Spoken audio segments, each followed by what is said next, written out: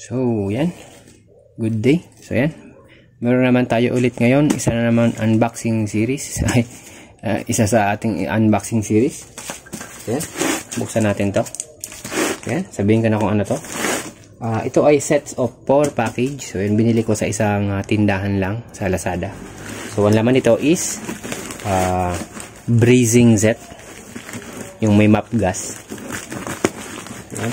Pang braze ng mga copper parts. So pag may nagpapahinang ng copper, so kasi ayoko naman bumili ng acetylene kasi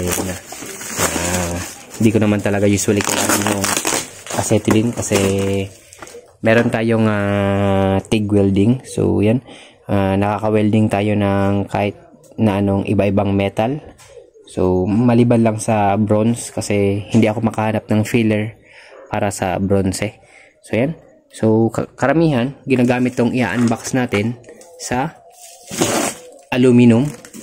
Pero hindi tayo bumili ng rod na pang aluminum kasi meron nga tayong TIG welding. So nakaka-weld tayo ng aluminum. So hindi natin to kailangan for aluminum. Kailangan lang natin to for copper purposes only. Ayan. Ito na yung malaman.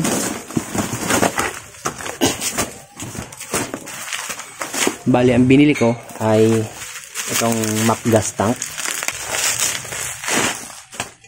Pero feeling ko magamit din natin to for aluminum once na nag-service na tayo ng aircon repair. Kasi hindi naman mobile yung TIG welding natin para maka-weld tayo sa mga on-site na job. Pero saka na yun. Ang binili ko yung may igniter na diretso para hindi na tayo pasindi-sindi. So, tsaka ito. Siyempre yung borax. So, yan. Silver brazing flux. So, yan. Ito yung rod na binili ko.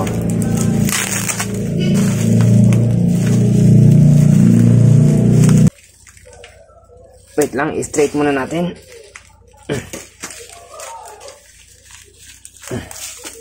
So yan, okay na yan, medyo straight na. So ito, paganahin muna natin to.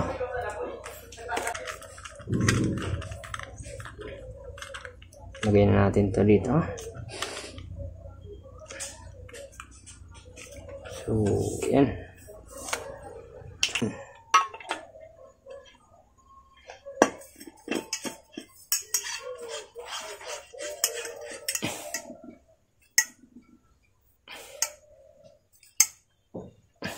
Open na natin yung bulb.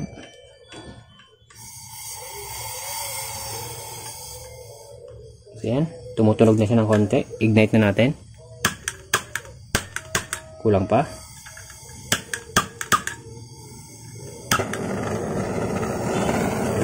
Ayan. Bali, bumuga na siya. Kita yung apoy.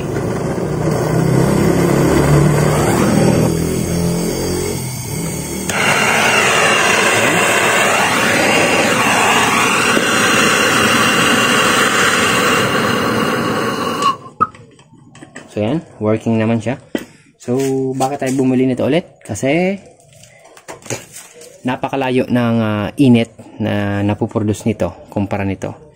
So pag ito ang gamitin natin dito sa rod na to, malamang hindi yan makakatunaw. So kailangan talaga natin ng map gas. Ayan. Magamit rin natin to sa mga bolt na talagang matitigas.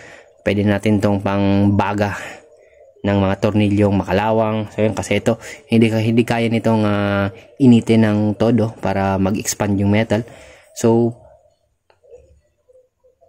pag ito ang hindi kaya nitong tanggalin yung tornilyo, malamang mas mataas ang tsansa na matanggal pag ito ang ginamit natin.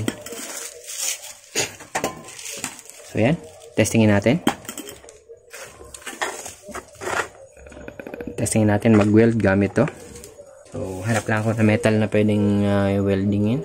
So, wala tayong mahanap na metal na copper na pwede natang weldingan. So, try muna natin tong metal. Kasi pwede naman dito dumikit yung rod na copper. parang acetylene din. So yan, ulitin ko lang na magkaiba yung TIG welding tsaka ang brazing gamit to. Ang brazing, hindi niya pinapakialaman yung komposisyon ng metal, bale didikit niya lang siya sa ibabaw. Ang TIG welding naman is talagang tinatawag na welding. Kasi hindi siya brazing, welding. So pag welding, yung base metal is nagkakaroon siya ng penetration.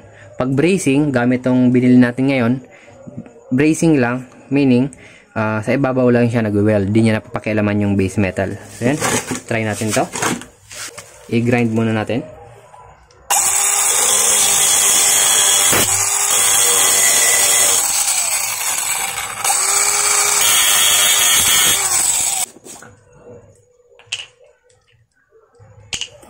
So yan, open natin yung torch.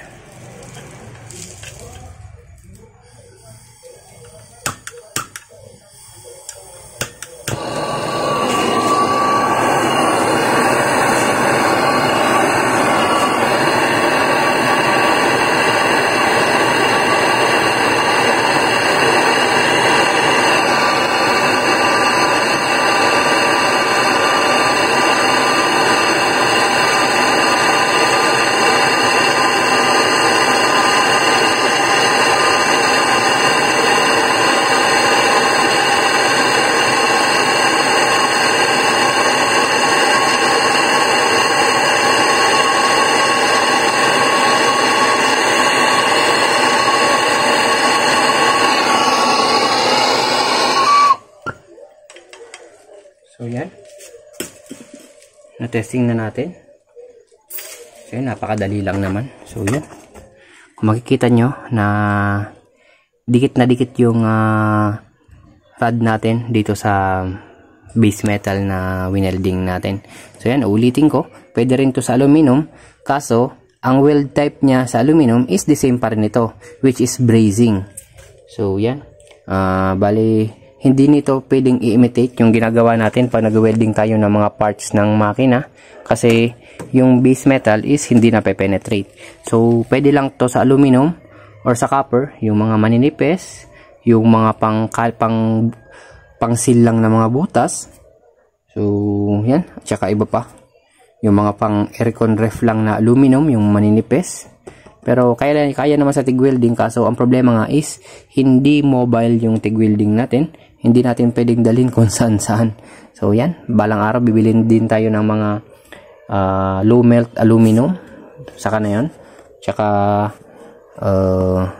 i-vlog ko na lang to once na meron tayong i-weld na tanso. So yan, kasi meron sa akin nagpapa-weld ng mga radiator na copper. Hindi ko magamit yung TIG welding kasi wala akong mahanap dito sa Pilipinas na filler for copper. So yan, thank you.